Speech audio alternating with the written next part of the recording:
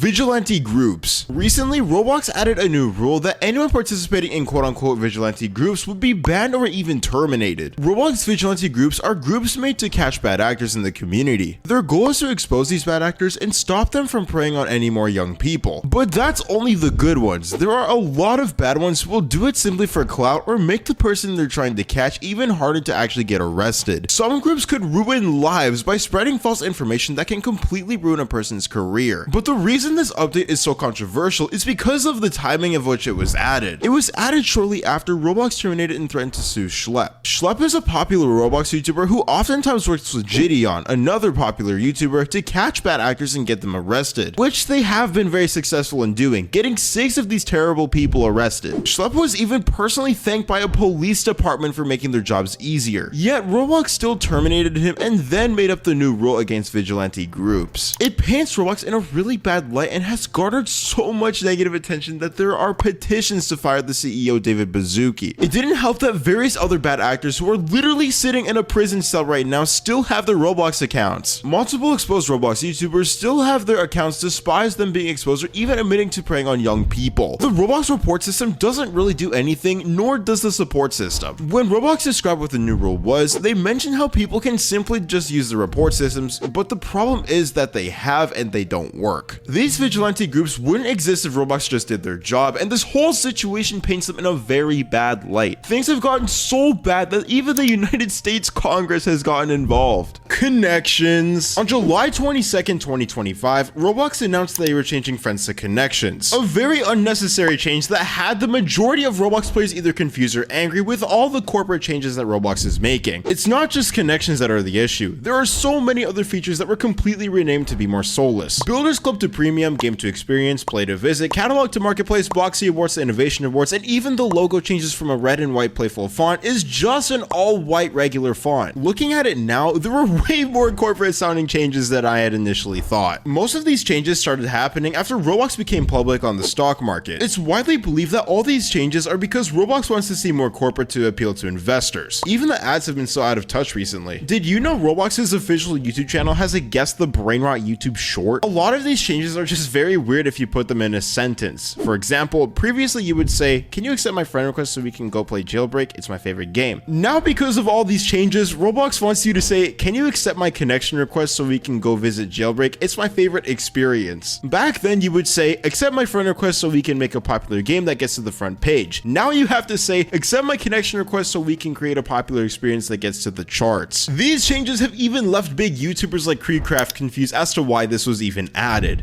Public UGC. On April 15, 2024, Roblox made UGC public, which gave anyone with an ID verification and the second or third tier of premium access to make UGC items. Originally, it was a mostly exclusive program open only to people in the STAR program and people chosen by Roblox. It was honestly a lot more peaceful this way, as not only were people with high credibility chosen, but its exclusivity made it easier to moderate, as there weren't too many UGC items being uploaded at once. One of the main concerns for UGC going public was whether it would turn out like classic shirts and pants, which is a gigantic mess of mostly stolen and spam clothes. Other concerns were things like copyright and moderation. Roblox is notoriously known for having problems with both in the past. Pokemon Brick Bronze was taken down because of copyright, and Roblox's moderation is less than decent. And well, looking at the catalog with UGC items now, anyone with these concerns was right. There are thousands of copyrighted UGC items on the catalog, ranging from anime to even stuff like Pokemon. Either Nintendo doesn't care or they haven't noticed, and if it's because they don't care, then that means Pokemon Brick Bronze was just 7 years too early. There's also the problem with moderation. If you know what to search up on the catalog, you'll find many questionable UGC items, such as body pillows, for example. There are a lot of body pillows. There's also the problem of limited items, which are basically useless now since a ton of copies exist. Back then, if you had a Dominus and people noticed, then you would look pretty cool. Now people just assume it costs like 100 Robux. Limited trading is still a thing though, since they're doing it for values over items, most of them anyway. Doesn't help that Roblox decided to make limited UGCs, which serve no purpose other than being resold.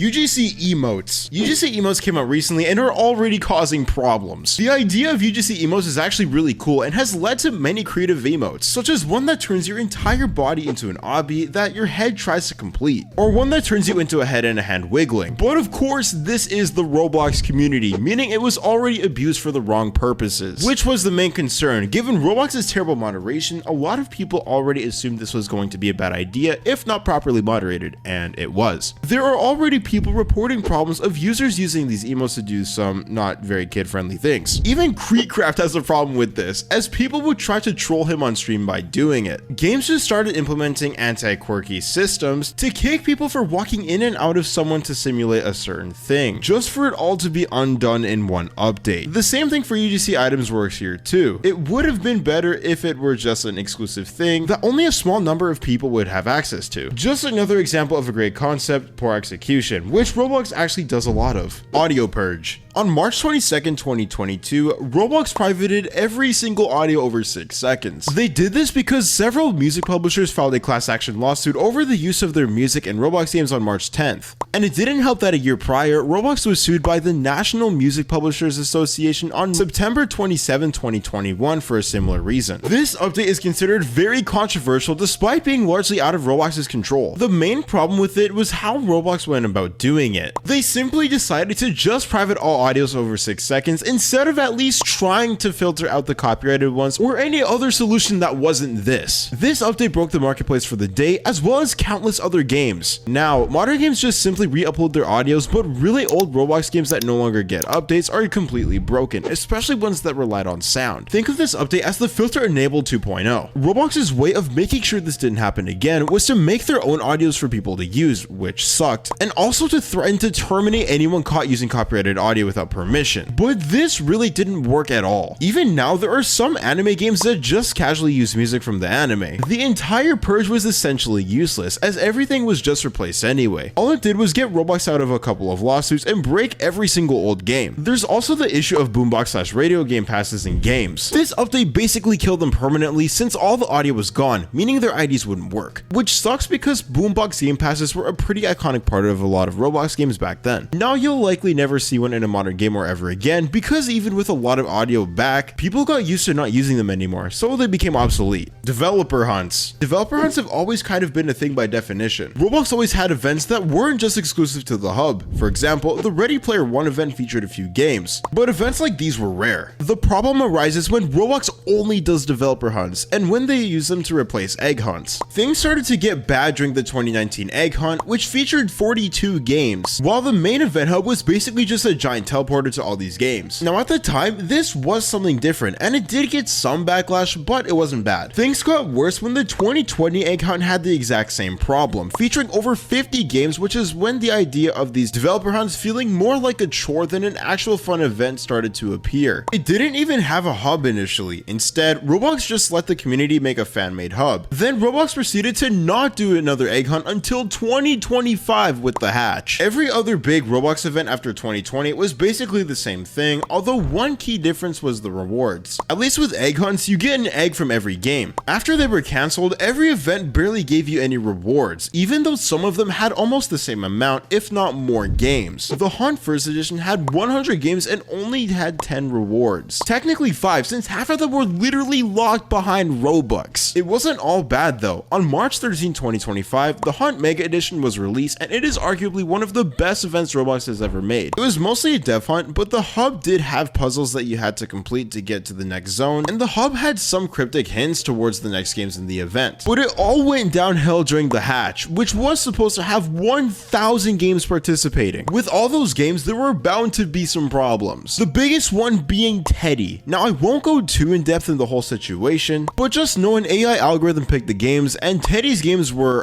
condo games. That drama led to almost all the good games in the event dropping out, and by the time it released, it was basically ruined. It sucks because the hub for this event was the best hub an event had in years, yet it was just another glorified teleporter to the other games. To make things worse, Roblox mocked everyone by literally saying in the description for the event, expecting a single world egg hunt, think again. The reason Roblox pushes developer hunts so hard is simply because they're lazy, and it's less expensive than paying a team to make an event like the 2018 egg hunt. That little comment they made also showed they just don't really care. care. Removal of ticks. Ticks, short for tickets, were added to Roblox on August 2nd, 2007. They were a second currency and a free alternative to Robux. You could get ticks from Roblox hosted competitions, joining the website daily, selling clothes, and from people simply joining your Roblox game. You would get 1 ticket for each visit your game had, and if you had Builders Club, it was 10 tickets per visit. You could also convert 20 tickets into 1 Robux. Tickets were a pretty important part of old Roblox, so when it was announced that Roblox was going to be removing them, the community was rightfully confused. But not to worry, as Roblox created an event called Tixapalooza that lasted from March 15, 2016 to April 14, 2016, the day Tix was removed. Each day, a different Tix related item would be released for people to spend the remaining tickets on. At the time, the reason why Tix were removed was very vague, and some people thought it was for financial reasons since, well, tickets were an easy way to get Robux. But if they knew how bad the botting crisis was from 2017 to around 2019, then they'd understand. And I'm not talking about the free Robux bots, or even now with the simulator bots that exist just for people to get good items and then trade them away for Robux. These bots that were the problem are the ones that were created specifically by game developers. For example, back then on the front page, occasionally you'd see a random game pop up and climb its way up in player count, even though it was like a generic obby. Then you check the player list and see it completely full of bacon hairs. This doesn't really happen much anymore, but back then, Roblox was plagued with these bots, and the scam bots weren't helping. Even now, the botting problem is bad. It's just that this time it isn't the developer's fault. There could be a lot of reasons Roblox removed ticks, but botting was the main one. Remember, you could get up to 10 ticks per visit. If that feature were still around, currently, where some games had literal tens of thousands to 100,000 bots at a time, the economy would be completely broken. Just 1 million tickets can be converted to 50,000 Robux, and that's only with 100,000 visits. Imagine what it would be like with Grow a Garden. Rthro. Rthro was announced at RDC in 2017, and it was immediately swarmed with hate, and rightfully so. Those Rthro prototypes looked horrible. The main issue people had with Rthro was that it completely strayed from Roblox's blocky roots. It looked too human, and it just looked extremely ugly. YouTubers like Flamingo absolutely hated how it looked and would often make fun of it. Roblox advertised Rthro as the quote-unquote future of Roblox, which had most of the Roblox community terrified. Then on October 22nd, 2018, Rthro was released to the public. The first Rthro bundle was the Knights of Redcliffe Paladin bundle, and it was completely free. Roblox didn't stop there. They kept pushing out more Rthro bundles and kept advertising it more and more. When Metaverse Champions was released on April 15, 2021, all the champions were Rthro characters. Almost every Roblox ad featured Rthro characters, and Roblox kept trying to get people to use them more and more. Recently, Roblox hasn't really tried to force people to use Rthro anymore. It's kind of like Roblox has given up on trying, but that doesn't stop them from putting Rthro in every ad they can. The community's opinion on Rthro hasn't changed either. Nowadays, if you see someone using an Rthro avatar, there's a 70% chance it's for a troll avatar or it's just completely ironic. To this day, the only Roblox game to make Rthro look good was World Zero, but that was a special case. If you like this video, you will definitely love this video on screen. Comment below what Roblox topic you want to see covered next, and be sure to subscribe or else you probably don't shower. See you soon.